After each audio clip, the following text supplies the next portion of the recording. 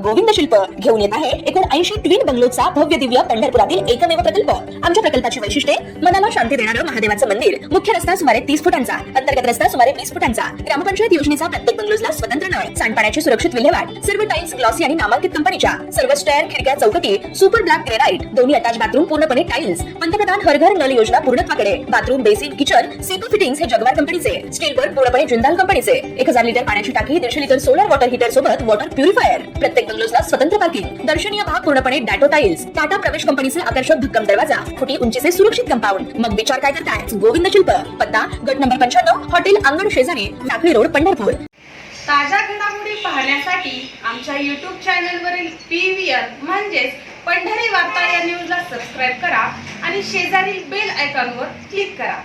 पंढरपूरच्या लक्ष्मी टाकळी कासेगाव अनवली या बायपास रस्त्याची झालेली दुरावस्था यामुळे येथील स्थानिक रहिवाशांना तसेच वाहन चालकांना सहन करावा लागणारा प्रचंड त्रास, रस्त्यावर जागोजागी पडलेले मोठमोठे खड्डे आणि धुळीचे साम्राज्य या विरोधात लक्ष्मी टाकळी परिसरातील ग्रामस्थांनी देखील अनेक वेळा आंदोलन केल्याचे दिसून आले होते।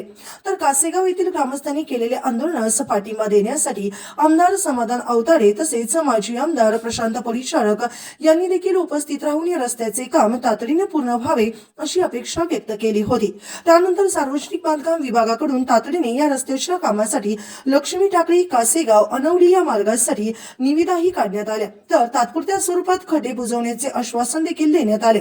मात्र लक्ष्मी टाकळी परिसरातील रस्त्यावर पडलेले मोठमोठे खड्डे बुजवले जावेत या मागणीकडे दुर्लक्ष केले जात असल्याची भावना ग्रामस्थ व्यक्त करताना दिसून येत आहेत।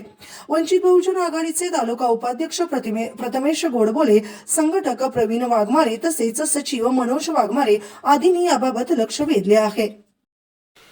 नमस्कार, माझं नाव मनोज विजय वाघमारे, मी वंचित बहु आघाडीचा कार्यकर्ता आहे। आता इथं मेन प्रॉब्लेम काय झाला आहे तुम्हाला सांगतो।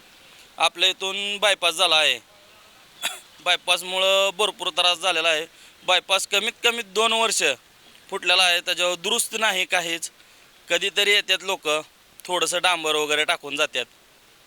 डांबर टाकणं म्हणजे ऑइल टाकण्यासारखंच आहे इथं, त्यात काय वाद नाही। दुसरी गोष्ट, इथून ऊसाच्या गाड्या म्हणा किंवा इथले व्यापारी म्हणा, इथं गोडवांच्या गाड्या, भरपूर गाड्या इथून क्रॉस होत्यात। इथं ॲक्सिडेंटचं प्रमाण जास्त झालं आहे, रोड खूप छोटा आहे गावातला। आणि दुसरी गोष्ट, इथं ॲक्सिडेंटचं प्रमाण एवढा वाढला आहे की खड्डे, रोड एवढा म्हणजे एवढा भंगार झाला आहे रोड की बोलू शकत नाही। तुम्ही वाटलंच तर कधी या, सरकारला माझी एवढी विनंती आहे, तुम्ही स्वतः येऊन चेक करा किंवा तुम्ही या, इथं बघा, थोडंसं लक्ष घाला। स्थानिक नागरिकांना काय त्रास आहे या रस्त्याचा? स्थानिक नागरिकांना धूळ, या खड्डे, आवाज, इथं शाळा आहे जवळ, इथं धूळ लेकरांना, परत समजा इथं दुकानं आहेत भरपूर, सगळ्या दुकानात अख्खा कचरा, सगळी धूळ बघन तिथं, त्यामुळं भरपूर इथं त्रास आहे स्थानिक नागरिकांना। तर हे काम गेले किती वर्षापासून चालू आहे? ही कंप्लीट 2 ते 2.5 वर्ष झालं रोड एकदम खराब झाला आहे। आता सांग म्हणजे आता ह्याच्या आधी तर एवढी कोण आली नाही तिथं। तुमच्या वंचित बहुजन आघाडीच्या वतीने तुम्ही काही निवेदन वगैरे दिले आहेत? एकदा तर दिलं होतं ह्याच्या आधी, त्याची दखल घेतली नाही का? काय ह्याची दखल तर घेतली नाही, इथं कोण लक्ष घालत नाहीत जास्त करून।